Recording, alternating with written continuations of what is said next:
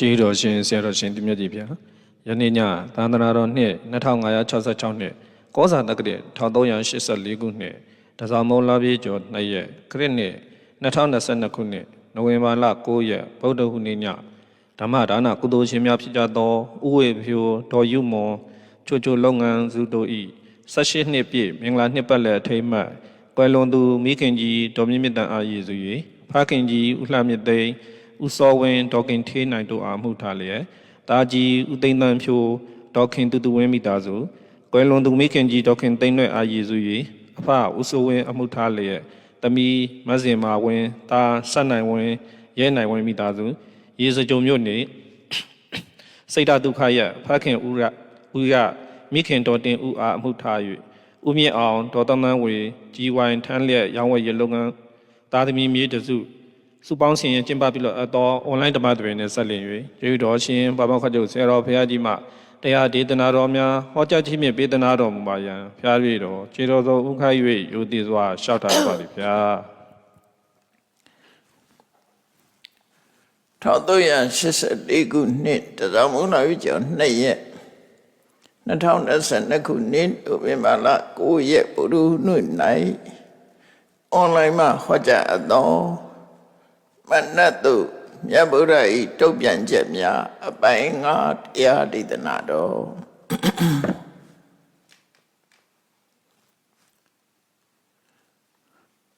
မာရတန်ယုံမှာကိုခုမြောက်ဖြစ်တဲ့ပထမအာယုတုတ်တန်ကနေစပြီးတော့မြတ်စွာဘုရားနဲ့မနတ်တို့ရဲ့တွေ့ဆုံပြီးမြတ်ဗုဒ္ဓကဘလို့တုံ့ပြန်ပြောကြခဲ့တယ်မနတ်ကဘလို့ပြောတယ်ဆိုတာ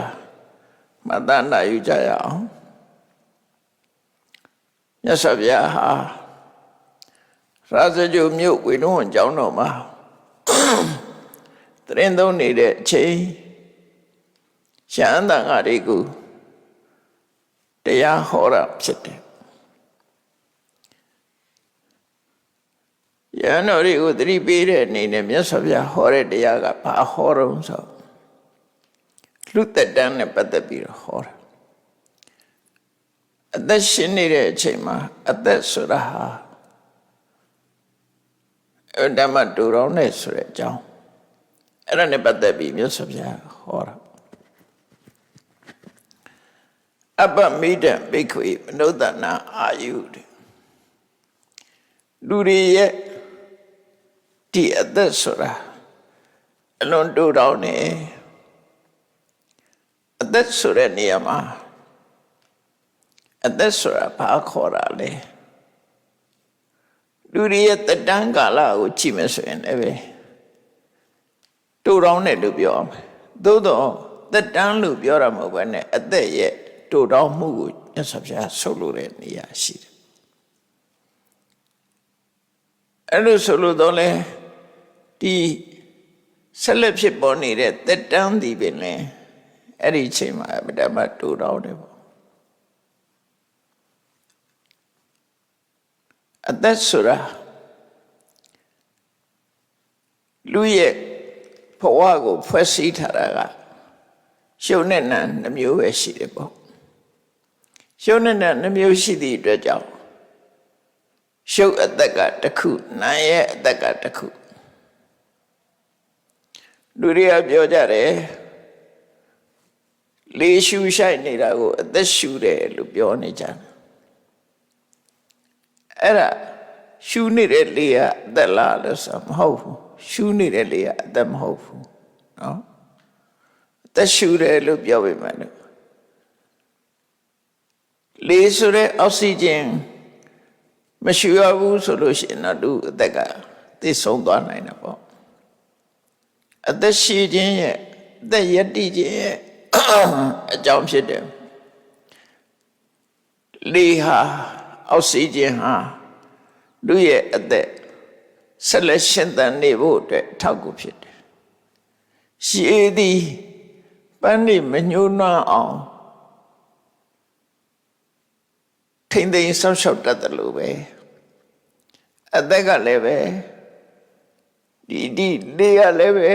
လူရဲ့အသက်ပြတ်တော့မသွားအောင်ထိမ့်သိမ်းရှောက်ရှောက်တယ်လို့အဲ့တော့အသက်ဆိုတာရုပ်ရဲ့အသက်ကရူပစီဝိတ္တရေလို့ခေါ်တယ်စီဝိတ္တဣန္ဒရိယနှစ်ခုပေါင်းပြီးတော့စီဝိတ္တရေစီဝိတ္တရိယဒါကရုပ်အသက်နာမ်အသက်ကိုလည်းပဲစီဝိတ္တရေလို့ခေါ်တယ်စီဝိတ္တဣန္ဒရိယစီဝိတ္တဆိုတာရှင်သန်နေတဲ့ဣန္ဒရိယကမိမိကိစ္စကိုအစိုးရတယ်အဲ့တော့အသက်ကဘာလို့ထားတော့ဆိုတာအသက်ဆိုတာမိမိနဲ့အတူတကွဖြစ်တဲ့ရှုပ်တရားနံတရားတွေကိုဆက်လက်ရှင်သန်နေအောင်ထိမ့်ပေးထားရှည်သည်ကြာပန်းနေရှင်သန်ပွင့်လန်းနေအောင်ရေကထိမ့်ပေးတယ်လို့အသက်ရှင်သန်နေအောင်လည်းပဲရုပ်တရားတွေရှင်သန်နေအောင်လည်းစီဝိတ္တတွေကထိမ့်သိမ့်ပေးတယ်ပေါ့ရုပ်ရှင်သန်နေအောင်ထိမ့်သိမ့်ပေးတာကရုပ်စီဝိတ္တစိတ်စရသိလို့ဆိုတဲ့နံတရားတွေရှင်သန်နေအောင်ထိမ့်သိမ့်ပေးတာကနံစီဝိတ္တလို့ဒီနှစ်ခုလုံးဟာကံ့ကြောင့်ဖြစ်တဲ့ရုပ်နဲ့နာမ်သာဖြစ်တယ်ကံကဖြစ်ပေါ်စေတာဖြစ်တယ်အဲ့တော့ကံကြောင့်ဖြစ်တဲ့သက်ရှိသတ္တဝါတွေမှာရှင်သန်မှုကိုဒီအသက်ကထိမ့်ပေးနေတယ်ဒါဖြင့်စဉ်းစားစရာကသစ်ပင်နေလည်းပဲရှင်တယ်လို့ပြောကြတယ်နော်သစ်ပင်တွေကိုလည်းရှင်နေတာလို့ပြောအဲ့ဒီသစ်ပင်နေရှင်သန်နေတာအသက်ရှိသလားလူတွေကသစ်ပင်ကိုလည်းရှင်တယ်လို့ပြောတာကိုသစ်ပင်ကလည်းပဲငယ်ရနေပြီးတဖြည်းဖြည်းကြီးလာတယ်အပင်ပေါက်လေးကနေပြီးတော့အပင်ကြီးဖြစ်လာတယ်အတိုင်းအတာတစ်ခုရရှင်သန်နေတာပဲလူတွေကလည်းကလေးပေါက်စာလေးကနေပြီးတော့လူချီဖြစ်လာကြတာအဲ့လိုဆက်လက်ပြီးတော့ရှင်သန်နေအောင်စီဝိတ္တတွေကထိန်းတာဖြစ်တယ်အဲ့ဒီဇီဝိတဆိုတဲ့ရုပ်ဇီဝိတနာဇီဝိတဟာကံ့ကြောင့်ဖြစ်တယ်ဒါဖြင့်သစ်ပင်နေရှင်သန်နေအောင်ကရောအဲ့ဒီရုပ်ဇီဝိတကနေထိန်းတာလားနာဇီဝိတထိန်းတာလားဆိုသစ်ပင်မှာကံဆိုတာလည်းမရှိဘူးစေရနာဆိုတာလည်းမရှိဘူးနော်စိတ်စေရနာဆိုတာသစ်ပင်မှာမရှိဘူးမရှိသည့်အတွက်ကြောင့်သစ်ပင်မှာနံတရားမရှိဘူးရှုပ်တရားတော့ရှိတယ်အဲ့ဒီယုတ်ဟာကံ့ကြောင့်ဖြစ်တဲ့ယုတ်မဟုတ်သည့်အတွက်ကြောင့်စီဝိတမပါဘူးရှုပ်စီဝိတဟာကံ့ကြောင့်သာဖြစ်တယ်ဉာဏ်နဲ့စိတ်တို့ဥဒုတို့အာဟာရတို့ကြောင့်မဖြစ်ဘူးကံ့ကြောင့်ဖြစ်တယ်ဒါကြောင့်မို့သက်ရှိသတ္တဝါတွေရဲ့တဏ္ဍမှာဖြစ်တဲ့ရှုပ်စီဝိတနာဇီဝိတသည်သာလဲကံ့ကြောင့်ဖြစ်တယ်နာဇီဝိတကစိတ်စေရနာကိုထိမ့်သိမ့်ပေးတာဖြစ်တယ်ရှုပ်စီဝိတကကမ္မဇယုတ်တွေကိုထိမ့်သိမ့်ဆောက်ရှောက်တာဖြစ်တယ်ပေါ့အနုပါလနလက္ခဏာဘဝမှာရှင်သန်နေအောင်သက်ရှိတ္တဝါတွေရဲ့ယုတ်ခန္ဓာနံခန္ဓာရှင်သန်နေအောင်ဒီစီဝိတဆိုတဲ့တက်ကတည်းထိမ့်သိမ့်ဆောက်ရှောက်ပေးတာသစ်ပင်နေကြတော့ဘသူကထိမ့်သိမ့်ဆောက်ရှောက်ပေးတာတော့ဆိုအထီးကမြေနဲ့ရေဓာတ်ကအစိုးဓာတ်ကနေထိမ့်သိမ့်ဆောက်ရှောက်ပေးတယ်ပေါ့အဲ့တော့သစ်ပင်နေမှာရောအောက်ဆီဂျင်မရှိဘူးလားလို့ဆိုရှိတယ်လို့ပြောကြတယ်နော်ရုပ်ပိုင်းဆိုင်ရာရှိတာသစ်ပင်ကရောလေးရှူသလားလို့ဆိုသူတို့မှလည်းလေးရှူတယ်လို့လောကီကျမ်းနေမှာတော့အဲ့လိုဆိုတယ်သို့တော့ဘယ်လိုသဘောထားမလို့ဆိုလို့ရှိရင်သက်ရှိတ attva တွေမှာကြတော့ဒီကံ့ကြောင့်ဖြစ်တဲ့ရုပ်နဲ့ကံ့ကြောင့်ဖြစ်တဲ့နံတရားတွေဟာသက်ရှိတ attva တွေမှာရှိတယ်သစ်ပင်ကြတော့ကံ့ကြောင့်ဖြစ်တဲ့ရုပ်လည်းမရှိဘူးစိတ်စေရနာဆိုတာလည်းမရှိဘူးအဲ့ဒါကွဲပြားခြားနားမှုပဲကံ့ကြောင့်ဖြစ်တာမပါဘူး သို့တော့ကံကြောင့်မဖြစ်ဘူးဆိုတာတိုက်ရိုက်မဖြစ်တာကိုပြောတာလူတွေရဲ့ကံနဲ့ဆက်ဆက်ပြီးတော့ဖြစ်တာတော့ဖြစ်တယ်ကမ္မပိစ္ဆယဥဒုသမုဋ္ဌာန်လို့ခေါ်တယ်တချို့ကံကောင်းတဲ့ပုဂ္ဂိုလ်တွေဟာသူတို့စိုက်ပျိုးတဲ့သစ်ပင်တွေသီးနှံတွေဟာရှင်သန်ထွားကြိုက်ပြီးတော့သီးနှံတွေပို့ပြီးတော့ရတယ်အဲ့မျိုးကြတော့ကံကြောင့်ကံကိုအခြေခံတဲ့ဥဒုသမုဋ္ဌာန်ချို့ကြတော့ကံမကောင်းတဲ့ပုဂ္ဂိုလ်စိုက်တဲ့သီးနှံတွေကြတော့ပို့ကြတယ်ပျက်စီးတယ်ဆိုတာဖြစ်တယ်ရမယကကံနဲ့ဆက်ဆက်တယ်တော်ထဲမှာပေါက်နေတဲ့သစ်ပင်တွေရောကံနဲ့ဆက်ဆက်လာလို့ဆိုပြောမယ်ဆိုရင်လောကကြီးတစ်ခုလုံးဟာတရားရည်ရဲ့ကံနဲ့ပတ်သက်မှုတော့ရှိတယ်ဆက်နွယ်မှုလေးရှိတယ်ဆက်နွယ်ရဲဆိုတာအကြောင်းပြုတာတော့မဟုတ်ဘူးကံတရားနဲ့ဆက်ဆက်ပြီးတော့ဖြစ်နေကြတယ်ပေါ့တရားရည်ဆိုတာလေတောတောင်ရေးမြေသစ်ပင်တွေကိုမိပြုပြီးတော့လူတွေဟာရှင်သန်ကြရတာလေ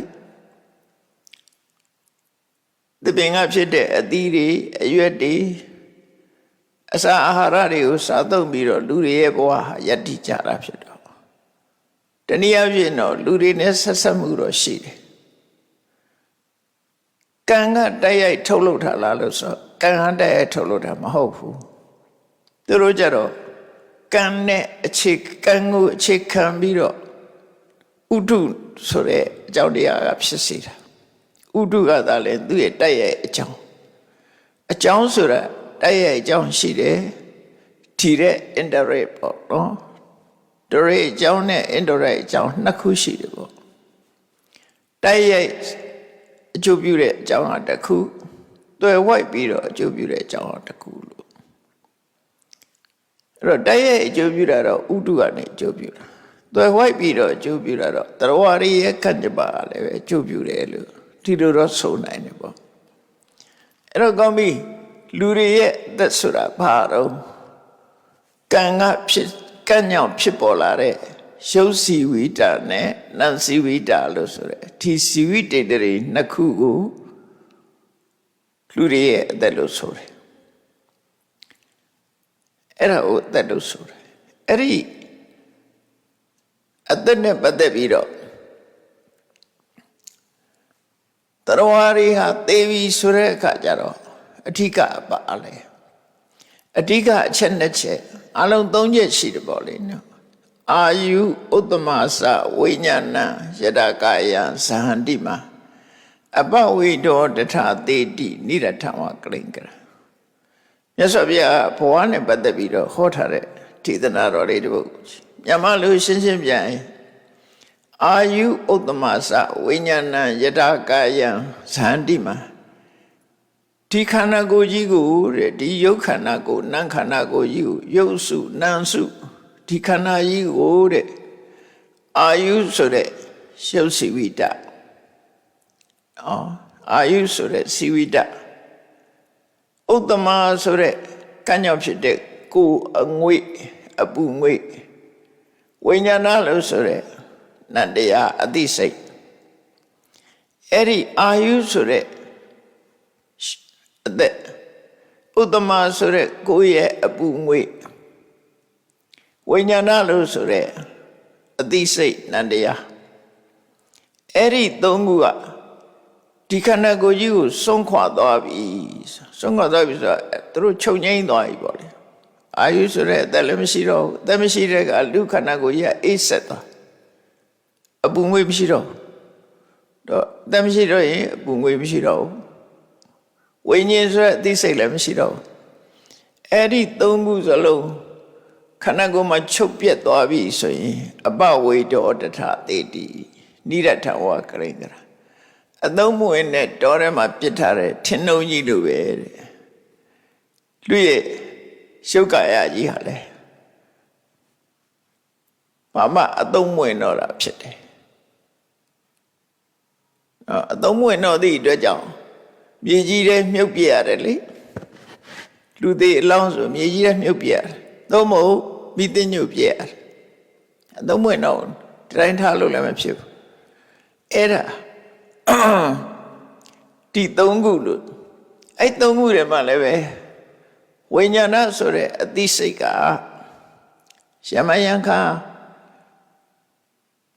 စိတ်ကိုရက်တန်ထားလို့ရတယ်ဥပမာနိရောဓသမဘဝင်စားတဲ့ပုဂ္ဂိုလ်တွေဟာသေတာမဟုတ်ပဲနဲ့သမထဝိပဿနာကျင့်စဉ်တစ်ခုကိုသုံးချပြီးတော့အသိစိတ်ကိုရက်တန်ထားလို့ရတယ်အဲ့ဒီအချိန်မှာဝိညာဏဆိုတာမရှိဘူးဝိညာဏမရှိပေမဲ့သိသွားသလားလို့ဆိုမသိဘူးဘာတွေကြံတော့ဆိုလို့ရှိရင်စီဝိဒဆိုတဲ့အသက်ကရှိနေတယ်ဥတ္တမဆိုတဲ့ကိုငွေ့ရရှိနေတယ်အဲ့ဒီနှစ်ခုဟာလူရဲ့ဘဝသိဆုံးခြင်းမသိဆုံးခြင်းဆိုတာကိုအဲ့ဒီနှစ်ခုနဲ့ပဲဆုံးပြရတယ်ယမယံခါအသက်ရှူရသွားတာနဲ့လူတွေကသေတယ်လို့ရှူဆပြီးတော့ဆုံးဖြတ်သတ်မှတ်လိုက်ပြီမယ်လို့တော်တော်ကြာပြန်ပြီးတော့ရှူလာတာရှိတတ်တယ်။နော်မျောသွားတဲ့ဟာမျိုးကိုမရသွားတယ်ဆိုတာမျိုးပေါ့နော်။တချို့မှားပြီးတော့ဆုံးဖြတ်တတ်တယ်။နှလုံးလည်းမခုန်တော့ဘူးသက်ရှူလည်းရသွားပြီ။ဆိုတဲ့အခါမှာဒီလူကသေပြီလို့ဆုံးဖြတ်တယ်။သို့တော့အချိန်အတိုင်းအတာတစ်ခုရပြန်ပြီးတော့နိုးထလာတာရှိတယ်ဗမာပြည်မှာလည်းရှိတယ်ငယ်စဉ်တုန်းကဘုန်းကြီးတို့ရွာမှာအဖွာကြီးတယောက်ဒီလိုပဲသေပြီဆိုပြီးတော့အတူအချာတင်းညံရောက်တဲ့အခါကျတော့သူကရေတောင်းတာနဲ့အိမ်ပြန်ခေါ်ခဲ့ရတာမသိဘူးအမျိုးတွေကြုံရတယ်မန္တလေးမှာတင်မဲ့ကျန်ဒီကံသုတ်တံမှာတရုတ်မျိုးသမီးလေးတယောက်သေပြီဆိုပြီးတော့ချသွားတယ်ထဲမှာပါတယ်ပေါ့သို့တော့တင်းညံရောက်တဲ့အခါသူကပြန်ပြီးတော့ရှင်သန်လာတရုတ်ထုံးစံအရအိမ်ပြန်မခေါ်တော့ပဲနဲ့ကျန်ဒီကံသုတ်တံမှာတိုက်ကလေးဆောက်ပြီးတော့သူ့ပေးထားတယ်လို့ဆိုတာပြောကြတယ်ကိုယ်တိုင်မြင်မှုတာတော့မဟုတ်ဘူးတစင်ကြတာအဲ့တော့တခါတည်းကျတော့ဒီသေခြင်းမသေခြင်းကိုတမန်အဖြစ်ဆုံးဖြတ်လို့မရအောင်ဆုံးဖြတ်လို့မရတော့မှားယွင်းတတ်တယ်ပေါ့အဲတော့ကသတင်းစာတစ်စောင်မှဖတ်ဖူးတယ်ဘင်္ဂလားဒေ့ရှ်နိုင်ငံမှာဖြစ်ခဲ့တဲ့စရိုဒီလေးတစ်ခုပေါ့အမျိုးသားလူငယ်တယောက်ဘင်္ဂလီမျိုးသားလူငယ်တယောက်ဟာသူတို့ရဲ့ရုပ်တရက်နှလုံးခုန်ရက်သွားဆရာဝန်ကိုပြင့်တဲ့အခါဆရာဝန်ကသူ့ကိုကြည့်ပြီးတော့တည်သွားပြီလို့ပြောတာအဲ့နဲ့သူတို့ကအစ္စလမ်ဘာသာဝင်နေဆိုတော့နောက်ရက်ထီအောင်ထားရမဟုတ်ဘူးတည်သွားတဲ့အလောင်းကိုပြင်ဆင်ပြီးတော့ချက်ချင်းအတူပါချကြတယ်ကံကောင်းတာကတော့ခတ်ထောင်တော်လေးပြေးပွားပွားလေးနဲ့သူ့ကိုမြုပ်ထားတင်ញိုင်းမှာမြုပ်ထားလိုက်တာ9 နာရီလောက်ကြာတဲ့အခါကျတော့သူပြန်တတိယလာအသေးပဲနဲ့ပြန်တတိယပြန်တတိယပြီးတော့လူကလည်းလူငယ်ဆိုတော့ဖို့တဲ့မြေကြီးတွေကိုတွန်းဖယ်ပြီးတော့မြေကြီးပေါ်ကနေထွက်လာတယ်ထွက်လာပြီးတော့အိမ်ပြန်လာတယ်ပေါ့အဲ့တော့အိမ်ကလူတွေကတင်ញိုက်ပုတ်ပြီးတော့ချထားတဲ့ပုဂ္ဂိုလ်တယောက်အိမ်ပြန်ရောက်လာတယ်ဆိုလူရဲ့တဘာဝကြောက်တာပေါ့နော်လူလို့မထင်ဘူးတစ်စိတ်လို့ထင်ရှုံအောင်ပြောလို့မရအဲ့ဒါနဲ့သူကသူ့ကိုသေတယ်လို့ဆုံးဖြတ်ပေးတဲ့ဆရာအောင်ကိုတရားစွဲတယ်လို့ပြောတယ်အဲ့ဒီဇလန်လေးကတော့သတင်းစာထဲမှာဖတ်ရတယ်ပေါ့နော်သတင်းစာထဲမှာဖတ်အဲ့တော့လွဲမှားစွာဆုံးဖြတ်သွားတာရှိတတ်တယ်ပေါ့ဒါကြောင့်မို့မြတ်စွာဘုရားရဲ့ထေသနာတော်အရဆိုရင်လူတယောက်ဟာသေပြီဆိုတာဘာနဲ့ဆုံးဖြတ်တုံးဆို အာယုဆိုတဲ့စီဝိတ္တိတွေလည်းချုပ်သွားပြီအဲ့ဒါချုပ်သွားသည့်အတွက်ကြောင့်ဥတ္တမဆိုတဲ့ကိုယ်ငွေ့လည်းမကြံတော့အဲ့ဒီနှစ်ခုကစီဝိတ္တရှိနေတယ်များကိုယ်ငွေ့လေးရရှိနေတယ်ကိုယ်ငွေ့ဆိုတာဘယ်နာမှနောက်ဆုံးရှိတာတော့ဆိုနှလုံးသားနာမှာနှလုံးခုန်တဲ့နာမှာကိုယ်ငွေ့လေးချန်တတ်တယ်ပေါ့နော်အဲ့တော့ကိုယ်ငွေ့လေးရှိနေတဲ့အခါမှာအသက်ကရှိတယ်သိတယ်လို့ပြောလို့မရသေးဘူးအချင်းသိတဲ့ပုံစံဖြစ်နေတော့လည်းပဲကိုယ်ငွေ့လေးကလည်းကြံနေတယ်စီဝိတ္တိတွေကလည်းရှိသူတို့နှစ်ခုကတော့အပြန်အလှန်ထိမ့်သိမ်းဆောက်ရှောက်တာဒါကြောင့်မို့ရှင်သာရိပုတ္တရာကတရားဟောတဲ့ထဲမှာဆွေးနွေးထားရှိတယ်အာယုံပဋိစ္စဥတ္တမဥတ္တမပဋိစ္စအာယုဒီနှစ်ခုကအပြန်အလှန်မိတင်းပြီးတော့ဖြစ်နေကြတယ်အာယုကိုအမိပြုပြီးတော့ကိုယ်ငွေ့ကိုအမိပြုပြီးတော့လဲအာယုရက်တည်တာဖြစ်တယ်ပေါ့အဲ့တော့အာယုကြောင့်ကိုယ်ငွေ့ရှိနေတယ်ကိုယ်ငွေ့ရှိနေလို့လဲအာယုကဆက်လက်ရှင်သန်နေတယ်ဒီနှစ်ခုကအပြန်အလှန်ထိန်းညှိထားတယ်လို့သူဆိုတယ်ပေါ့အဲ့တော့ဒီနေရာမှာမြတ်စွာဘုရားကဒီသုတ်တက်မှာ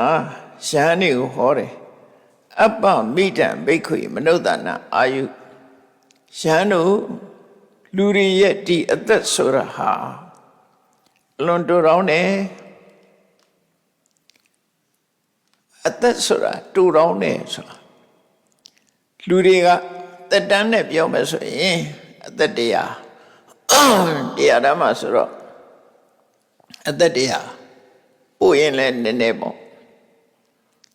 200ထိအောင်ရောက်တဲ့လူမရှိဘူးလို့ဆိုလို့ဒါကတက်တန်းကာလနဲ့ life span လို့ခေါ်တယ်တက်တန်းကာလနဲ့ပြောတာအသက်အနေနဲ့ပြောမယ်ဆိုရင်တော့အလွန်တူတယ်ရှုပ်သက်နဲ့နန္သက်ကပိုးပြီးတော့တူတယ်နန်ရဲ့အသက်ဟာမှတ်လို့လွယ်အောင်စက္ကန့်နဲ့ပြောမယ်ဆိုလို့ရှိရင်နန်ရဲ့အသက်ရဲ့တက်တန်းလေးကသူလည်းနန္တရားပဲလေစီဝိတ္တဆိုတဲ့နန္တရားကခဏ3ခုပဲရှိတယ်ဆိုတာဖြစ်ခြင်းတည်တံ့ခြင်းချုပ်သွားခြင်းဖြစ်တည်ပြက်ပေါ့ဖြစ်တည်ပြက်ဆိုတာခဏငယ်လေး3ခုပဲရှိတယ်ဖြစ်တည်ပြက်3ခုကိုခဏတစ်ခုလို့ခေါ်တယ်အဲ့ဒီမဲ့ခဏတစ်ခုဟာဖြစ်တဲ့အခိုက်ကတစ်ခုရပ်တန့်သွားတဲ့အခိုက်ကတစ်ခုပြတ်သွားတဲ့အခိုက်တန်တစ်ခုအဲ့ဒီ3ခုပေါင်းလို့ရှိရင်ဒါသူ့ရဲ့ခဏတည်တံ့နေတဲ့အချိန်ပိုင်းလို့သူတို့ဆိုလို့ပေါ့နော်ဘယ်ရာပဲဖြစ်တာရဲ့ရပ်တန့်သွားတာရဲ့ပြတ်တာရဲ့2ခုရှိတယ်အလုံး3ခုရှိပေါ့နော်စဉ်းစားကြည့်လိုက်ခဲတစ်လုံးကိုကောင်းငင်မို့ပြစ်တင်လိုက်တယ်ဆိုတော့အဲ့မှာအခိုက်အတန့်ဘယ်နှခုရှိတော့ဆို3ခုရှိတယ်ခဲတစ်လုံးကိုအပေါ်မြောက်တိုက်တဲ့အခါမှာတက်သွားတဲ့အခိုက်အတန့်ရှိတယ်အတက်ရက်သွားတဲ့အခိုက်အတန့်ရှိတယ်ပြန်ကျလာတဲ့အခိုက်အတန့်ရှိတယ်အခိုက်အတန့်3ခုပဲအဲ့ဒီမှာလေနော်တက်သွားတဲ့အခိုက်အတန့်ကိုဖြစ်ဥပါဒဖြစ်ခြင်းရပ်တန့်သွားတဲ့အခိုက်အတန့်ကိုထိတိတိတန့်ခြင်းပြန်ကျလာတဲ့အခိုက်အတန့်ကိုပြည့်ခြင်းလို့ဖြစ်တိပြည့်ဆိုတာဘယ်နည်းအောင်ဆို3ခုစလုံးရှိတယ်နော်3ခုရှိတယ်အဲ့ဒါကိုခဏငယ်3ခုလို့ပြောတာသင်္ခါရတရားမှန်သမျှဖြစ်တိပြည့်အဲ့တော့နံတရားတွေကျတော့ပို့ပြီးတော့တူတယ်အလုံးကိုတူတယ်အလုံးလျင်မြန်သည့်အတွက်ကြောင့်ဖြစ်တိပြည့်ဆိုရင်တစ်ခုပြီးသွားနောက်တော့ဆက်ဖြစ်နေလို့သာရှိနေတယ်လို့ထင်ရတာတစ်ခုတစ်ခုရဲ့တက်တဟာလွန်တိုးတယ်ရုပ်ကြတော့ဒီဖြစ်တာကတော့တူတောင်းတဲ့ခဏလေးတစ်ခုပြတ်သွားတဲ့အချိန်ပိုင်းကလည်းတူတောင်းတယ်ဒါပေမဲ့တည်တံ့တဲ့အချိန်ပိုင်းကြီးကနည်းနည်းကြာတယ်ရုပ်ကြတော့သူကြတော့ဘလို့တိုင်းတာနဲ့ပြောတော့ဆိုရင်စိတ်ပေါင်း18ချက်စိတ်ပေါင်း18ခုဖြစ်ပြသွားတယ်အဲ့စိတ်တစ်ခုတစ်ခုမှာဖြစ်တည်ပြတ်3ခုရှိတယ်18ခုတစ်ခုစီမှာ3ခုစီရှိသည့်အတွက်ကြောင့်51 ခဏငယ်လေးတွေ50တခုရှိတယ်အဲ့တော့နန္ဒကဖြစ်တည်ပြက်ခဏအတူလေးအတွင်းမှာပဲပြီးသွားတယ်ရုပ်ကြတော့ခဏငယ်ပေါင်း51တတန်းရှိတယ်လို့ဆိုလို့တယ်အဲ့တော့ရုပ်သက်နဲ့နန္ဒကကွာတယ်ပေါ့နော်အဲ့တော့ဒီလိုကွာနေတဲ့ရုပ်နဲ့နာဘယ်လိုလုပ်ပြီးတော့ရှင်တွဲပြီးတော့ဖြစ်နိုင်တယ်လဲရုပ်သက်ကကြာတယ်နန္ဒကတိုးတယ်ဘယ်လိုလုပ်ပြီးတော့ဒီနှစ်ခုကပူပေါင်းနေကြတယ်လဲအတူရှိနေကြတယ်လဲဘုန်းကြီးတို့ရဲ့ရုပ်ခန္ဓာကြီးရဲ့ခုနတူတောင်းတဲ့နန္တရားရဲ့စိတ်ရုပ်တစ်ခုအတွင်းရုပ်သက်တစ်ခုအတွင်းနံမောင်းက18ချက်ဖြစ်ပြသွားတယ်နံက18ချက်အဲ့ဒီမှာရုပ်သက်ကတစ်ခုပဲရှိသေးတယ်ရုပ်တစ်ခုရဲ့တက်တမ်းပဲရှိတယ်အဲ့ဒီလိုအမတန်မှကွာနေတယ်ကွာနေတာဟာဘယ်လိုလုပ်ပြီးရှင်တွဲပြီးဖြစ်နေကြတော့ဆိုထက္ကရာဆရာတွေကဥပမာပေးထားတာရှိတယ်လူတော်ကြီးနဲ့လူပုလေးတဲ့နော်လူတော်ကြီးကခြေတလန်းလှမ်းလိုက်တဲ့အချိန်မှာအလွန်သက်တဲ့လူပုလေးက18လမ်းလှမ်းနိုင်တယ်နော်ဟိုကလူတော်ကြီးကအရက်ကျက်ထွားတော့သူ့ခြေလောက်ကြီးလွှဲပြီးတော့တလှမ်းလှမ်းလိုက်တဲ့အချိန်မှာဟိုကောင်ကပုလေးက18ချက်18လမ်းလှမ်းပြီးသားဖြစ်သွားတယ်အဲ့တော့ तू က18လမ်းဒီကတလမ်းသူတို့နှစ်ယောက်ဟာရှင်ပြိုင်ပြီးသွားရင်တော့ဘယ်သူမှရှိမရဘူးဘယ်သူမှလည်းနောက်မကြဘူးနော်18လမ်းတလမ်း18လမ်းတလမ်းနဲ့သွားတဲ့အခါကျတော့သူတို့ဟာရှင်တွဲသွားနေတာအဲ့ဒီဥပမာပေးပြီးတော့ရှုံးတဲ့နံဟာ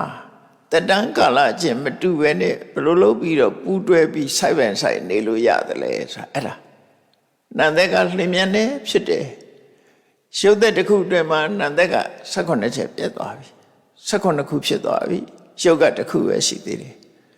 သို့တော်လည်းတစ်ခုနဲ့တစ်ခုဟာညီမျှနေသေးတယ်ပေါ့နော်နေတာနဲ့ပြန်တာနှစ်ခုဟာညီမျှနေသေးတယ်လို့သူတို့ဆိုတယ်ပေါ့ဒါကစာပေမှာဆိုတယ်အဲ့တော့တက်တန်းဆိုတာရုပ်တက်တန်းလည်းတိုးတာပဲနန္တက်တန်းလည်းတိုးတာပဲနန္တတန်ကဘလောက်တူတော့ဆိုမျက်စိတမိတ်ကလေးပြက်တောင်တစ်ခတ်ကလေးအတွင်းမှာပြက်သွားတာပဲလေအမှန်တမ်းတူတာအဲ့ဒီလိုဖြစ်ပြီးပြက်သွားတဲ့အားရပြန်ပြီးတော့ဖြစ်နေသည့်အတွက်ကြောင့်ဒီလူကမသေးသေးဘူးလို့ထင်တာအမှန်တော့အချိန်ပေါင်းများစွာသူကသိဆုံးနေတာဖြစ်တယ်တနေ့မှာရုပ်တွေကများစွာပျက်စီးနေတယ်နန္တရားတွေကလည်းဖြစ်ပြီးတော့ပျက်စီးနေတယ်အဲ့တော့ဒီနေ့မှာအချိန်ပေါင်းများစွာသိဆုံးနေခြင်းဖြစ်တယ်သို့သောသိဆုံးနေတာကိုဘာလို့မသိတယ်လဲလို့ဆိုရင်တန်တတိလို့ခေါ်တဲ့ဖြစ်စဉ်ကြီးရှိတယ် process ကြီးမြေတွေကရေတွေဟာစင်စမပြစီးနေသည့်အတွက်ကြောင့်မနေ့ကရေတွေရှိနေတယ်လို့ထင်တာတကယ်ကတော့မြေတွေဆင်းပြီးရေလေးတစ်ခွက်ခိုက်ယူလိုက်နောက်တစ်ခါပြန်ခိုက်ရင်အဲ့ဒီရေမဟုတ်တော့ဘူးတခြားရေတွေဖြစ်နေပြီတော့စင်စမပြဖြစ်နေလို့ तू ကရှိနေတယ်လို့ထင်နေကြတယ်တကယ်ကတော့ပြတ်သွားတာအဲ့ဒါပိုးထင်ရှားအောင်စဉ်းစားကြည့်မယ်ဆိုရင်အတန်ကြတော့အမှန်တမ်းထင်ရှားတယ်အတန်ကြတော့ရှေ့အတန်ပြောင်းမှနောက်အတန်ပေါ်တာလေစကားပြောတဲ့အခါသိချာနားထောင်ကြည့်ရှေ့ကအတန်နေဖြစ်ပြီးပြတ်သွားတယ်နောက်ကအတန်ပေါ်လာတာစဉ်းစားမပြတ်ဖြစ်နေတဏှာဤပြောနေလို့ရှိရင်တဏှာဤအတန်တော့ကြားနေရမှာပဲသို့တော့စာပြီးပြောတဲ့အတန်မဟုတ်တော့ဘူးအတန်ဖြစ်ပြီးတော့ပျောက်သွားပြီရှေ့ပိုင်းဟာတွေအကုန်ပျောက်သွားတာအဲ့ဒါလိုပဲယုတ်တရားနတ်တရားတွေဟာပေါ်လာပြီးတော့ချက်ချင်းပျောက်သွားကြတယ်သို့တော့အဲ့ဒီပျောက်ခြင်းဟာအစင်ထာဝရပျောက်သွားတာမဟုတ်သည့်အတွက်ကြောင့်နောက်ကဆက်တိုက်လာနေသည့်အတွက်ကြောင့်ဒီ process လို့ခေါ်တဲ့တန်တတိချောင်းလူတွေဟာအနိစ္စကိုမမြင်နိုင်တာတဲ့မမြင်ဘူးဆိုတာမမြင်တော့မမြင်တာကိုမြင်ဖို့ရအတွက်ဘာလို့အောင်အဲ့ဒီဖြစ်စဉ်ကြီးကိုအသိဉာဏ်နဲ့ဖယ်ပြလိုက်လို့ရှိရင်တော့အပိုင်းလေးတွေဖြစ်လာတယ် အဲ့ကြတော့မှပြတ်တယ်ဆိုမြင်ရတယ်အနိစ္စဆိုမြင်ရတယ်ဒါကြောင့်ဝိသုဒ္ဓိမေမှာဆိုထားတာလေဒီဖြစ်စဉ်ကြီးကဖုံးနေသည့်အတွက်ကြောင့်ဖြစ်ပြီးပြတ်သွားတယ်ဆိုတဲ့အနိစ္စသဘောတရားကိုမမြင်ကြတာတဲ့အဲ့ဒီတန်တတိဆိုတာဖြစ်စဉ်ကြီးတခုဖယ်လိုက်ပြီးတော့တကယ်ဖြစ်ပြတ်သွားတဲ့အတိုင်းအတာကိုကြည့်မယ်ဆိုလို့ရှိရင်တော့ဘယ်ရပဲဖြစ်ပြီးရင်ပြတ်သွားတယ်ဆိုတာထင်ရှားတယ်အဲ့ဒါကိုဆိုတာအဲ့တော့ဒီအနိစ္စဆိုတဲ့သဘောတရားကိုထင်ရှားသိအောင်အချိန်နဲ့စဉ်းစားကြည့်အောင်မနေ့ပိုင်းမှာနေထွက်လာတယ်နေထွက်လာပြီးညနေကျတော့နေဝင်သွားတယ်ဒါဖြစ်စဉ်ကြီးပဲနေဟာဟုတ်ခနဲ့ထွက်ပြီးတော့ဟုတ်ခနဲ့ဝင်သွားတာမဟုတ်ဘူးတရွေချင်းသွားတာအဲ့ဒါလိုပဲလူရဲ့ခန္ဓာကိုယ်မှာရှိတဲ့ယုတ်တိနံတွေကလည်းပဲတလှမ်းပြီးတလှမ်းပြတ်သွားကြတာပဲเนาะတလှမ်းတစ်ခါပြတ်အဲ့ဒီအပြတ်တွေကိုကြည့်လိုက်မယ်ဆိုလို့ရှိရင်လူရဲ့အသက်ဟာသိပ်တိုးတောင်တယ်တစ်စက္ကန့်နဲ့မှပဲပြတ်နေကြတယ်ပေါ့เนาะဖြစ်ပြီးပြတ်နေအဲ့ဒါကိုရည်စူးလိုက်မယ်ဆိုလို့ရှိရင်လေမြတ်စွာဘုရားကအပ္ပမိဒံဘိက္ခွေမနုဿနံအာယုယဟန်တို့လူတွေရဲ့ဒီအသက်ဆိုတာအင်တမတူတောင်းတယ်လို့ပြောတာနော်အမတန်တူတောင်းတယ်တတန်းနဲ့ပြောမယ်ဆိုလို့ရှိရင်လေနှစ်တရာဆိုတာ1000နဲ့ဆိုင်တူတောင်းတာပဲလေခုကတတန်းတူတယ်အဲ့တော့အသက်တူတယ်ဆိုတာကိုသတိထားမိဖို့မြတ်စွာဘုရားဒီတရားကိုဟောတာယဟန်တို့လူတွေရဲ့အသက်ဟာအလွန်မဲ့တူတောင်းတယ်တဲ့ခမနိယောတံပရာယောနောက်ဘဝတစ်ခုသွားမှာဖြစ်တယ်ဒါဘယ်သူပဲဖြစ်နောက်ဘဝသွားတော့ဒီဘဝမှာယက်တည်လို့မရဘူးကြာကြီးယက်တည်လို့မရဘူးဥပမာဘာနဲ့တူလို့ဆိုရင်သစ်ပင်တစ်ပင်ကသီးလာတဲ့အသီးဟာအညာမှာအသီးလေးတွေကတန်းလန်းလေးဖြစ်နေနေ့စဉ်နဲ့မြအဲ့ဒီအသီးရဲ့အနေရပါတော့ဆိုရင်အညာကနေလွတ်ပြီးအောက်ကိုကျွေးကြဖို့ပဲမကျွေးတဲ့အသီးဆိုတာရှိကုန်ရှိနော်အညာကနေပြီးတော့အသီးလေးကပြုတ်ကြမှာပဲတနေ့မဟုတ်တနေ့ပြုတ်ကြမှာသူတို့ဆိုလို့လေအဲ့တော့လူရဲ့အသက်ဟာလည်းပဲတနေ့မဟုတ်တနေ့ပျောက်သွားမှာပဲပျောက်သွားရင်ဒီအခြေအနေမဟုတ်ဘူးအခြေအနေတစ်ခုကိုရောက်သွားတယ်အဲ့ဒါကိုပြောတာခမနိယောတံပရာယောနောက်ဘဝဆိုတာသွားရမှာပဲတဲ့ဒါကလူသဘာဝကိုပြောတာအသက်ဆိုတာလွန်တူတယ်နောက်ဘဝဆိုတာသွားရမှာဖြစ်တယ်အဲ့တော့ဘာလုပ်ရအောင်ကတ္တပံကုသလံအပြစ်ကင်းပြီးတော့ကောင်းကျိုးချမ်းသာပေးနိုင်တဲ့အလုပ်မျိုးတွေကိုလုပ်သင့်တယ်ဒါဘုရားရဲ့အဆုံးအမထားပဲနော်ယတ္တိနေရာမှာမဟုတ်သည့်အတွက်ကြောင့်ပြစ်ကင်းတဲ့ကုသိုလ်လုပ်တွေကိုလုပ်သင့်တယ်လုပ်ပါထာဝရမြဲနေတာမဟုတ်သည့်အတွက်ကြောင့်ကောင်းတာတွေကိုလုပ်ပါလို့တိုက်တွန်းစရိတ္တပံဗျမစရိယမြတ်သောအကျင့်ကိုကျင့်ပါမြတ်သောအကျင့်ဆိုတာဘာပြောတာမဂ္ဂင်၈ပါးအကျင့်မဂ္ဂင်၈ပါးအရှင်းဆိုတာဘာကိုပြောတာတော့သီလသမာဓိပညာသီလကိုအခြေခံပြီးတော့သမာဓိကိုထူထောင်သမာဓိထူထောင်ပြီးအသိပညာရအောင်လုပ်ပါလို့ပြောတာအဲ့တော့ပညာဆိုတာလောကမှာတော့လူတွေကဒီအသက်မွေးဝမ်းကြောင်းပညာကိုလည်းပညာလို့ခေါ်ကြတာ။ကျောင်းတွေမှာသင်တာကိုလည်းပညာသင်တယ်လို့ပြောတယ်။ကောလိပ်တို့တက္ကသိုလ်တို့သင်တာလည်းပညာသင်တယ်လို့ပြောတယ်။တကယ်တော့အဲ့ဒါတွေဟာပညာလားလို့ဆိုမဟုတ်ဘူး။တကယ်သင်နေတာ subject matter တွေပဲသင်တာလေ။အကြောင်းအရာတစ်ခုကိုသင်တာပဲဖြစ်တယ်။အဲ့ဒီအကြောင်းအရာကိုလက်တွေ့အသုံးချပြီးသိတဲ့အခါမှာပညာဆိုလာတာအဲ့ဒီသင်ယူတဲ့ဟာကိုသုတ္တလို့ပဲခေါ်တယ်ပညာလို့မခေါ်ဘူးပါဠိမှာပညာကြတော့လက်တွေ့ကြားဘူးတာကိုအခြေခံပြီးတော့လက်တွေ့လှုပ်လှုပ်တဲ့အခါမှာအသိပညာဆိုပေါ်လာတာအဲ့ဒါကြမှာ wisdom လို့ခေါ်ရမှာအဲ့တိုင်းပဲဒါကြောင့်မို့ ဒီဖြမစရိယမြတ်သောအကျင့်ဆိုတာသီလကိုအခြေခံလိုက်သီလကိုအခြေခံပြီးတော့စိတ်တည်ငြိမ်မှုကိုကြိုးစားစိတ်တည်ငြိမ်လာပြီဆိုရင်သဘာဝအမှန်တရားတွေကိုသိလာလိမ့်မယ်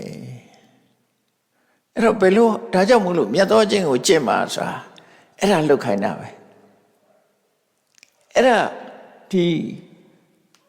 သီလကိုအခြေခံထားမှတမာရီလို့မှာ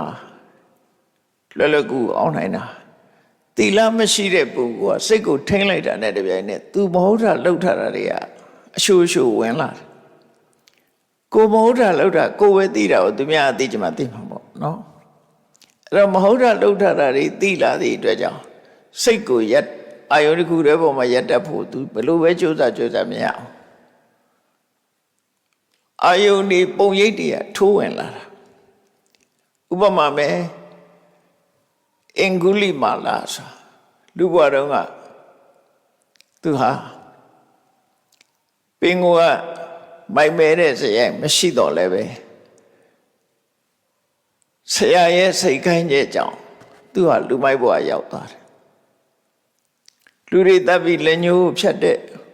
လူသက်သမားကြီးဖြစ်ရောက်သွားမြတ်စွာဘုရားနဲ့တွေ့တဲ့အခါမှာမြတ်စွာဘုရားတရားကိုနာရပြီးသူကအဲ့ဒီအလုပ်ကိုလူတွေတတ်တဲ့အလုပ်ကိုရဆိုင်ပလိုက်တယ်မြတ်စွာဘုရားပေးတဲ့ကမ္မထံကိုသူထိုင်တယ်တရားထိုင်လိုက်တာနဲ့ဘာတွေတွေ့တော့တောထဲမှာသူလူတွေကိုလိုက်တတ်နေတာတော့တောတွင်းကသူနေခဲ့တဲ့ဘဝအခြေအနေတွေကပဲလွှမ်းမိုးနေတာအဲ့ဒီပုံရိပ်တွေကိုသူဖယ်လို့မရအောင်သူလိုက်တတ်လို့အော်ဟစ်ပြေးသွားကြတာအမေမတတ်ပါနဲ့အဖေမတတ်ပါနဲ့သူမတတ်ပါနဲ့အော်ကြဟစ်ကြသွေးရဲတန်ရဲအဲ့ဒီပုံရိပ်တွေပဲသူကောင်းတဲ့ရောက်တရားထိုင်လိုက်ပြီဆိုရင်အရှူရှူရောက်လာတယ်တမာရီဘယ်လိုလုပ်ရမရနောက်ကြတော့မြတ်စွာဘုရားကရဟန်းဝတ်တဲ့အချိန်ကစပြီးတော့မင်းဘယ်သူမှမတတ်တော့ဘူးမဟုတ်လား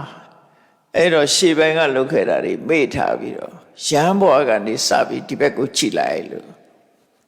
အဲ့ဒီကြတော့မှအတော်သင်စိတ်ချမ်းသာရပြီသူတရားထိုင်လို့ရသွားနော်အဲ့ဒီလိုနီးပေးလိုက်မှအဲ့ဒီပုံရိပ်တွေကရုပ်တရက်မနှောက်ယှက်တော့တာဖြစ်တယ်နှုတ်ဆိုရင်မကောင်းတဲ့လှုပ်ထားတဲ့လူတယောက်ကမကောင်းတဲ့ပုံရိပ်တွေက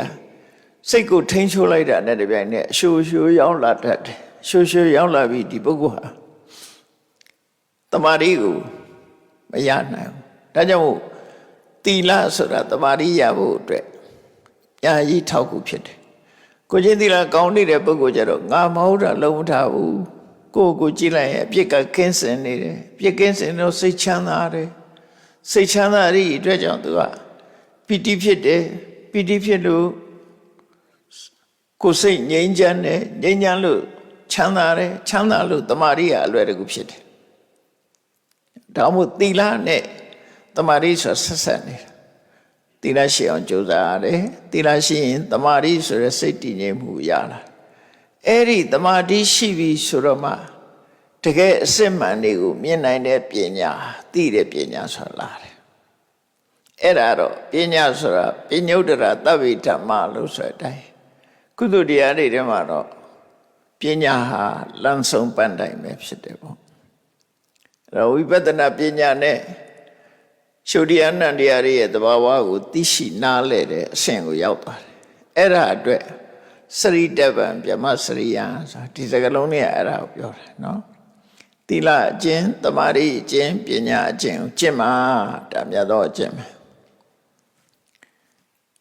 တူတောင်းနေတဲ့တက်တန်းလေးမှာတန်မိုးရှိတဲ့အလုပ်တွေကိုလုပ်ဖို့ပြီးတော့တတိပေးတာမြတ်စွာဘုရားနတ္ထိသတ္တအမရဏံလူလောကမှာမွေးလာတဲ့ပုဂ္ဂိုလ်မသေးဘူးဆိုတာမရှိဘူးတဲ့သိကြပါသေးဘယ်လိုပဲဖြစ်ဖြစ်မသေးတဲ့လူရှိသို့တော်လည်းဗမာပြည်မှာကြည့်တယ်ထလုံးရည်စိန်တောက်တာတို့ဖိုးထိုးတာတို့အဲ့ဒီလှုပ်ပြီးတော့ဝိဇ္ဇာစောကြီးနဲ့မသေးဘူးလို့ထင်ပြီးလုံနေကြတယ်မြတ်စွာဘုရားစကားအရာဆိုရင် သိခြင်းတရားကိုကာကွယ်နိုင်တဲ့နည်းဆိုလောကမှာမရှိဘူး။ဘာဖြစ်မှာတော့အရှင်အတွက်တို့အသေးအတွက်တို့လုံနေကြ။ဒါယုံကြည်ချက်တစ်ခုသာဖြစ်မယ်နော်။အဲ့တော့အသေးတဲ့ပုဂ္ဂိုလ်ဆိုတာတော့မရှိဘူး။တော့မသေးတာတော့မဟုတ်သေးသွားတာဥပသူတို့ကအရှင်အတွက်တို့အသေးအတွက်တို့လုံနေကြတာ။သေပြန်တော့လည်းထွက်သွားတယ်လို့ပြောတာ။ဘယ်သူပဲဖြစ်သေရင်တော့ထွက်သွားမှာပဲလေ။ပါထွက်တာအသက်ထွက်သွားတာပဲ။အဲ့တော့တခုတော့သစ္ဆုံးခြင်းဟာဘဝကိုဆုံးသက်တာတစ်ခုပဲဖြစ်တယ်ပေါ့အဲ့ဒါကိုဘယ်နည်းနဲ့မှလူဘဝမသေးအောင်ကြိုးစားလို့မရဘူးဆိုတာဒါပြောပြတာနော်နတ္ထိသာတတအမရဏသာတတလူဘဝမှာမွေးဖွားလာပြီဆိုလို့ရှိရင်အမရဏမသေးဘူးဆိုတာနတ္ထိဘယ်တော့မှမရှိနိုင်ဘူးတဲ့နော်မြတ်စွာဘုရားလို့စိတ်တက်ကိုပိုင်နိုင်ပြီးတော့ကိရိတာအညစ်အကြေးတွေကိုဖယ်ရှားလို့စိတ်ကိုပိုင်နိုင်တဲ့ပုဂ္ဂိုလ်တောင်မှပဲသက်80ကျပြိဋိဘံဆံသွားတာပဲလေပြိဋိဘံဆံသို့တော်ဘုရားပြိဋိဘံဆံတာကိုပဲဘုရားဘာသာခိုင်ခွဲတွေကလက်မခံကျင်သေးဘူးအဲ့ဒါတော့ဒီဟိန္ဒူဝါဒတွေတခြားဝါဒတွေရောနှောပြီးတော့လူတွေရဲ့အတွေးပေါ့နော်သေတာသိပင်လင်းဒါWestern Paradise တို့အေချမ်းတဲ့ဘုံဘဝမှာသွားရှိနေသေးတယ်လို့ကြားညပြန်ပြီးရင်တခါဖះအနေနဲ့ပြန်ပွင့်အောင်မယ်လို့လူယုံကြည်တဲ့ဘုရားဘာသာတွေရှိတယ်လေဘုရားဘာသာကိုယ်ွယ်တွေတရုတ်ပြည်တို့ဂျပန်တို့ကိုရီးယားတို့မှာရှိတဲ့မဟာယာနဘုရားဘာသာတွေကအဲ့လိုပဲအပိသိသွားတာမဟုတ်ဘူးဂေါရမဖေရသည်ပဲနဲ့ဟိန္ဒူဝါဒအရာကြတော့ဂေါရမဖေရပြန်ပြီးတော့လူဝင်စားဖြစ်နေတာသိတာမဟုတ်ဘူးဒီထေရဝါဒဘုရားဘာသာအရာသာဖေရပြိဋိဘံဆံသွားပြီဆိုပြိဋိဘံဆံသွားတယ်ဆိုငြိမ်းသွားတာကိုပြောတာငြိမ်းသွားတာဆိုတာဘာကိုပြောတာတော့မိတော့ကလေးတောင်းနေတယ်မိလေးငြိမ်းလိုက်တယ်ဘယ်ရောက်သွားတော့ဘယ်မှရောက်သွားလို့ရှာလို့မရတာနော်မိလေးငြိမ်းသွားတယ်လို့ခန္ဓာငြိမ်းသွားတာဝဲတာပြိဋိဘံဆံတယ်လို့ပြောတယ်အဲ့တဏှာမှာသွားနေတာမဟုတ်သို့တော့ဟိန္ဒူဝါဒနဲ့အခြားဘာသာဝါဒတွေမှာကြတော့တကယ်ကိုထာဝရပုံရောက်သွားပြီးတော့ရှိနေတယ်လို့ယူဆပြန်တယ်ကိုရောမြတ်စွာဘုရားရဲ့ဒီဟိန္ဒူဘုရားကျောင်းနေမှာဆိုလို့ရှိရင်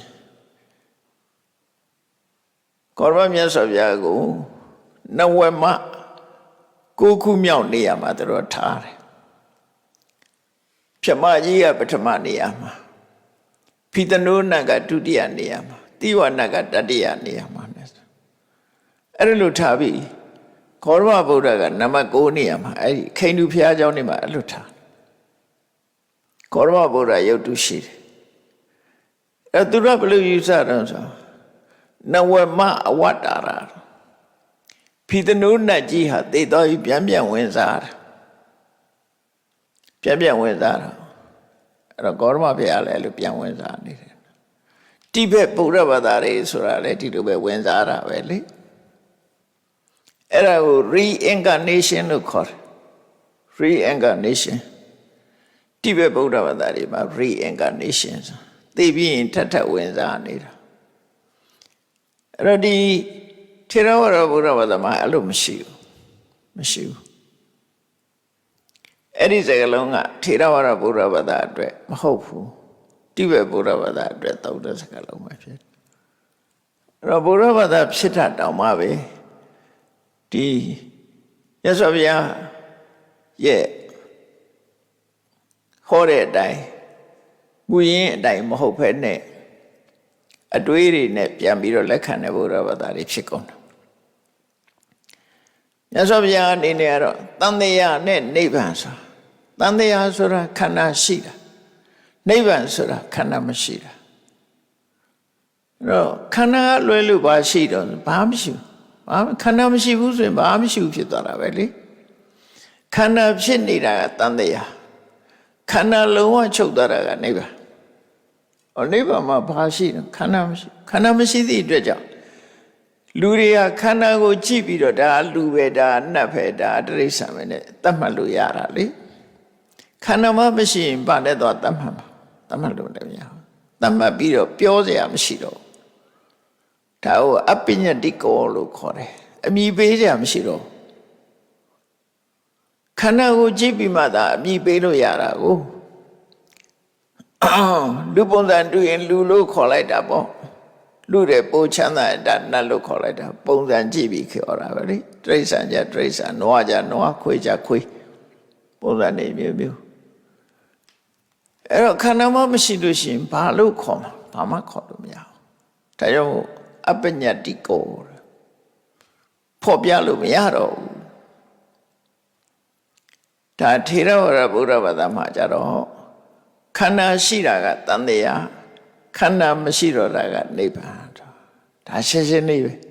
သူကသူမရှိတာလားလို့ဆိုမဟုတ်ပြမစရိယဆိုကျင့်စဉ်ကိုကျင့်ပြီးတော့ခန္ဓာရှိခြင်းရဲ့အကြောင်းဖြစ်တဲ့ကံနဲ့ကိလေသာအကုန်အောင်လုပ်တာပဲကံနဲ့ကိလေသာကုန်သွားလို့ရှိရင်ဒီခန္ဓာဆိုမလာတော့ဘူးဒီလိုဆိုလို့တယ်နော်ဒါကြောင့်မို့မြတ်စွာဘုရားခန္ဓာရှိနေလို့ရှိရင်နတ္ထိသာတတ္တအမရဏမွေးလာတဲ့ပုဂ္ဂိုလ်မသေးဘူးဆိုတာမရှိဘူးတဲ့တက်တန်းနဲ့ပြောမယ်ဆိုလို့ရှိရင်ရဟန်းတို့လူလောကမှာအသက်ရှိဆုံးဆိုတဲ့ပုဂ္ဂိုလ်ဟာအနှစ်တရာပဲဖြစ်တယ်တရားတဲ့နည်းနည်းပို့တာလည်းရှိတယ်ဟောမြတ်စွာဘုရား80ပဲနေရှင်အနန္ဒာတို့ကျတော့120ရှင်ဘာကုလကျတော့160ရှင်နုရုဒ္ဓ150ဟောဒီလိုတက်တန်လေးတွေဖះလက်ထက်မှာအသက်ရှိဆုံးကတော့ရှင်ဘာကုလပဲလူဘဝနဲ့280ရဟန်းဖြစ်ပြီးတော့280တက်160နေရတယ်အဲ့ဒါလိုမြတ်စွာဘုရားလူသဘာဝကိုအသက်နဲ့ပတ်သက်ပြီးတမေတမောကြီးအသက်ရှိတယ်လို့ထင်ပြီးတော့မေ့ပြီးတော့မကောင်းတာတွေမလုပ်ဖြစ်အောင်ကောင်းတာတွေကြိုးစားဖို့ဆိုပြီးတော့ယဟန်တွေကိုဟောတဲ့အခါမှာမဏ္ဍကြီးကပုံမဖော်ပဲနဲ့အတန်မဏ္ဍရဲ့အတန်ဝင်လာတယ်ဖះစကားဟောပြောနေတဲ့ခြားထဲမှာမဏ္ဍကဘာဝင်ပြောတာတော့ဆိုထီကမာယုမနုဿာနနန္နဟိလိသူပောရိတောလူရဲ့တတန်းဆိုတာရှေးပါတယ်နော်သူကမတူပါဘူးရှေးပါတယ်ဖះစကားကိုလည်းပဲဖြတ်တာပေါ့နန္နဟိလိသူပောရိတောလူတော်လူကောင်းတယောက်အနေနဲ့အသက်ကိုမရှုတ်ချပါနဲ့စရိယခိရမတောဝါနှုတ်ကိုအာရပါရစုပ်ပြီးတော့နေတဲ့ကလေးပေါက်စာလေးဟာသူသေဖို့ဘယ်လိုမှမစဉ်းစားသလိုပဲဟုတ်တယ်လေကလေးပဲသိမလဲမိခင်ရဲ့နှုတ်ရည်ကိုစုပ်ပြီးတော့နှစ်ချိုင်နေတဲ့ကလေးလေးဟာပြောနေသလိုပဲစရိယခိရမတောဝါ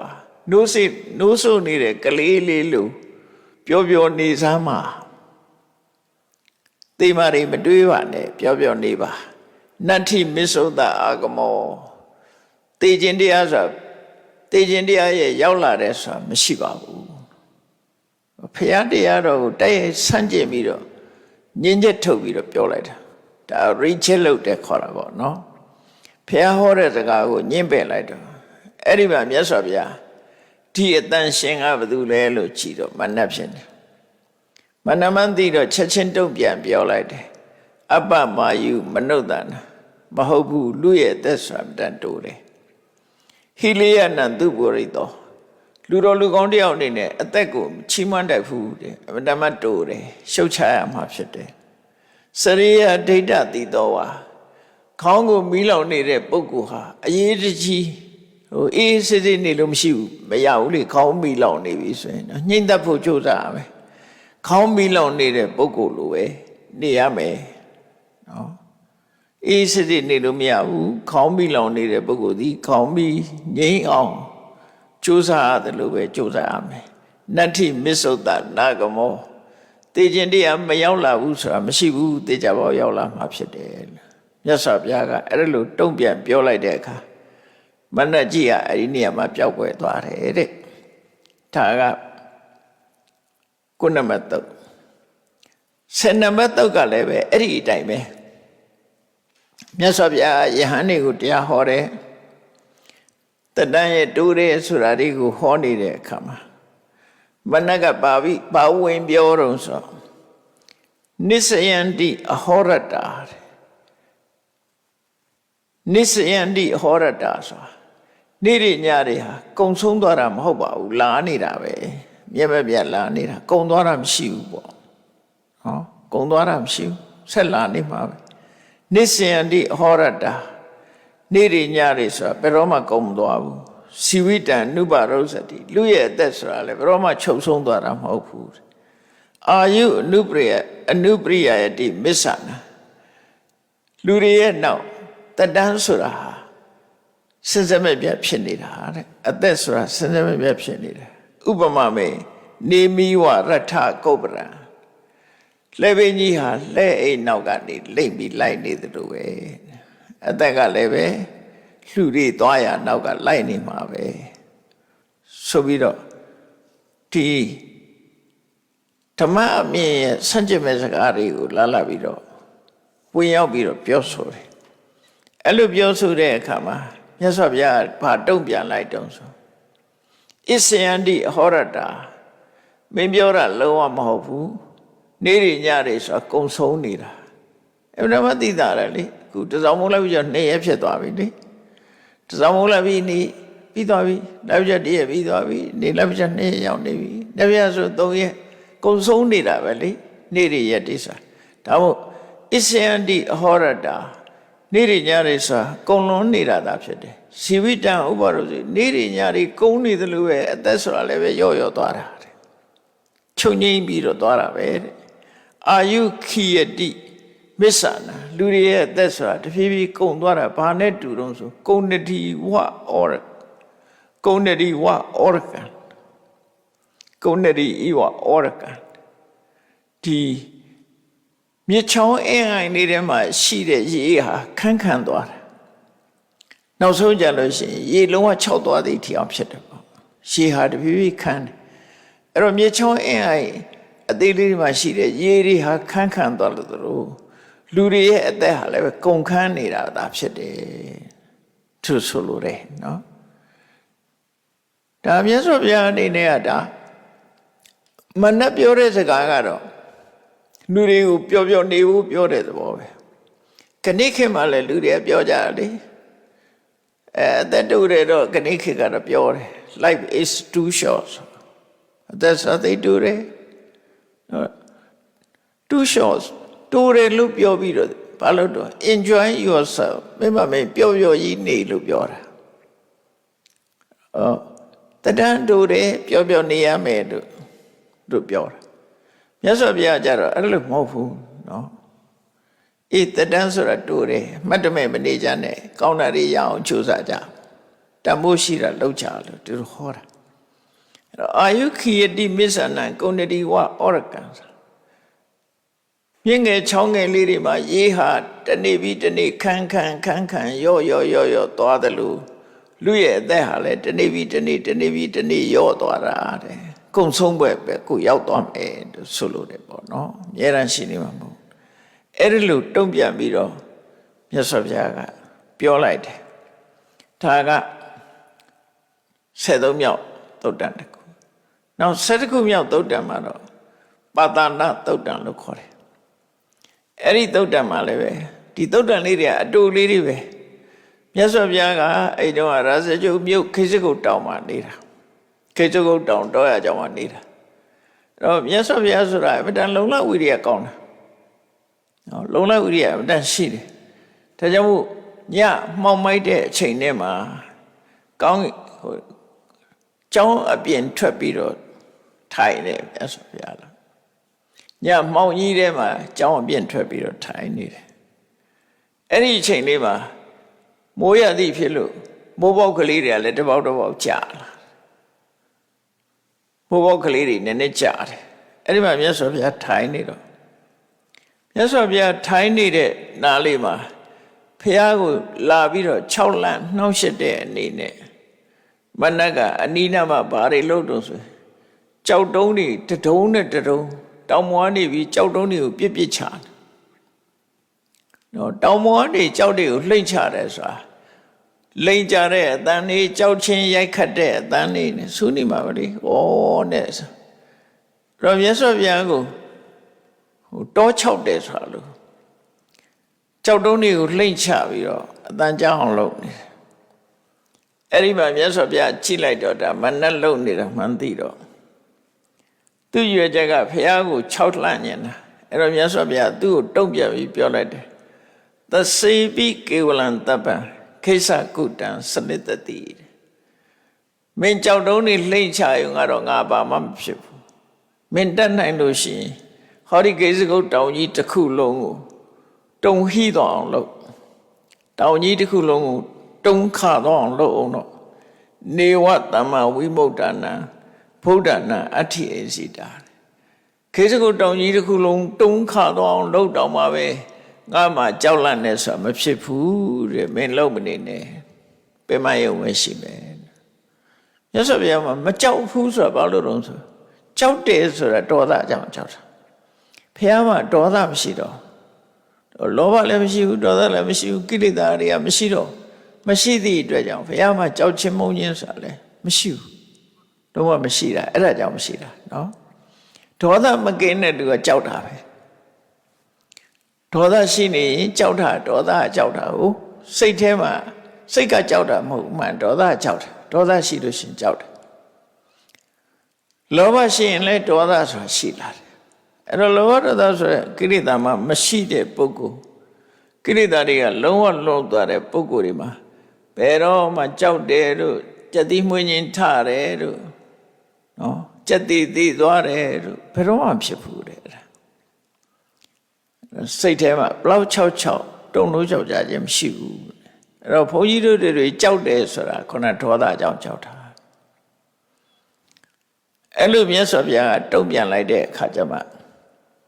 မနတ်ကြီးဟာငါလုံနေမှရဟန်းဂေါရမသိသွားပြီဆိုပြီးအဲ့နေရာမှာပဲပျောက်ကွယ်သွားတယ်ဒါက7ခုမြောက်သုတ်ရဲ့မတန်တင်ထားတဲ့ချက်အေးမနတ်သူမြတ်ဗုဒ္ဓရဲ့တုံ့ပြန်ချက်တွေဟာသူ့ရဲ့လှုပ်ဆောင်မှုနဲ့ပတ်သက်ပြီးတော့ခုလို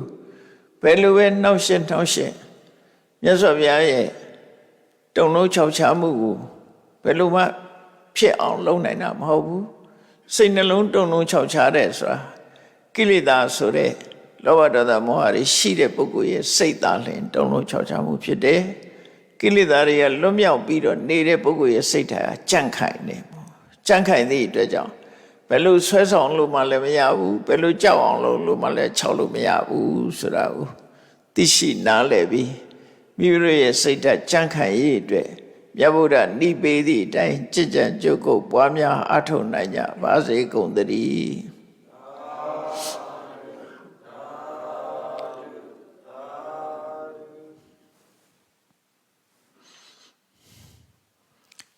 ရှိစေချာရှင်ဖေယဖေယတပိတော်တို့သည်ဓမ္မအတိညာရှားရှိမှသာလျှင်နိဗ္ဗာန်ချမ်းသာကိုမျက်မှောက်ပြုနိုင်ပါသောကြောင့်ဓမ္မအတိညာရှားရှိစေရန်ရှိသံကြလျက်ဓမ္မတပင်ဆင်းရဲခြင်းပါပြုလုပ်ကြ၍အဝတ္တဒါနဓမ္မဒါနတရားလူကိုပေးလူကြပါကုန်၏တရားတော်မြတ်ကိုရှုသည်လေးမြတ်စွာမမတ်သားသာ